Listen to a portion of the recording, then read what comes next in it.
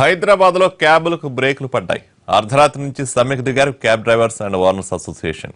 క్యాబ్లు ఎక్కువ, బిజినెస్ తక్కువ కావడంతో గిట్టుబాటు కావడం లేదంటూ సమ్మెబాట పట్టారు. దీంతో ఓలా, ఉబేర్ సర్వీసులకు బ్రేక్ పడింది.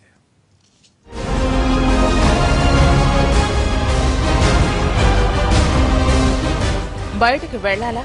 అయితే క్యాబ్ బుక్ చేద్దాం. బస్ స్టాండ్, రైల్వే స్టేషన్, మరేదైనా ప్లేస్ కు వెళ్లాలంటే హైదరాబాద్ సిటీలో చాలా మంది క్యాబ్లకి అలవాటు పడిపోయారు. దీంతో చాలా మంది నిరుద్యోగులు క్యాబ్ డ్రైవింగ్ ను ఉపాధి మార్గంగా ఎంచుకున్నారు. అప్పులు చేసి మరీ కార్లు కొన్నారు. ఓలా, ఊబర్ పంట పండింది. అయితే అదే ఇప్పుడు క్యాబ్ డ్రైవర్ల పాలిట శాపంగా మారింది. క్యాబ్లు ఎక్కువ, బుకింగ్లు తక్కువ అయ్యాయంటూ ఆందోళనకు దిగారు క్యాబ్ డ్రైవర్లు. Telangana cab drivers and overs association పిలుపుతో అర్ధరాత్రి నుంచి సమ్మె చేపట్టారు.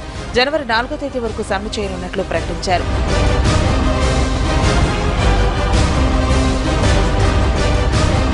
కేవలం 30,000 కడితే చాలు కొత్త కారుకి ఓనర్ అవ్వచ్చు. ఓలా, ఉబేర్లో దాన్ని అటాచ్ చేస్తే నెలకు వేలకు వేలు సంపాదించొచ్చంటూ ఆఫర్లు ప్రకటించడంతో చాలా మంది ఉద్యోగులు ఇప్పటి ముప్పడిగా కార్లు కొని ఓలా, ఊబర్ కంపెనీల చేతుల్లో పెట్టేశారు. దీంతో హైదరాబాద్ లో 50,000 ఉన్న ఓలా, ఉబేర్ కార్ల సంఖ్య 1,00,000కు చేరింది. అయితే ఊహించిన దానికంటే ఎక్కువ క్యాబులు రావటం, దానికి తగ్గ బిజినెస్ లేకపోవడంతో అసలు సమస్య మొదలైంది.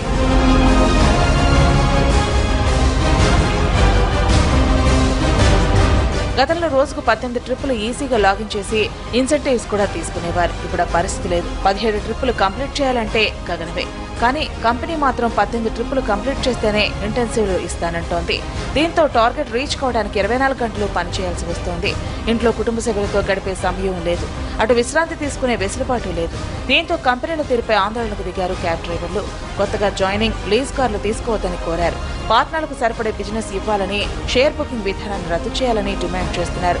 రోజుకు 12 ట్రిప్పులతో బిజినెస్ గ్యారంటీ ఇవ్వాలని, ప్రతి కారుకి 5 ఏళ్ల బిజినెస్ గ్యారంటీగా ఇవ్వాలని, ఆన్ డ్యూటీలో ఉన్న డ్రైవర్లకు సెక్యూరిటీ కల్పించాలని డిమాండ్ చేస్తున్నారు. కస్టమర్ బుకింగ్ క్యాన్సిల్ చేస్తే డ్రైవర్ను బాధ్యుని చేయరాదన్నది కూడా ప్రధాన డిమాండ్.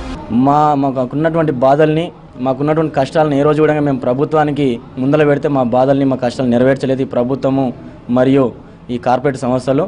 దాన్ని దృష్టిలో పెట్టుకొని ఈ 31 అనేది సరైన తేదీగా మేము నిర్ణయించుకున్నాము.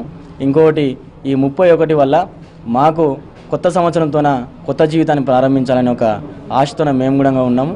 దాన్ని దృష్టిలో పెట్టుకునే మేము ఈ 31 డేట్ని నిర్ణయించుకోవడం జరిగింది.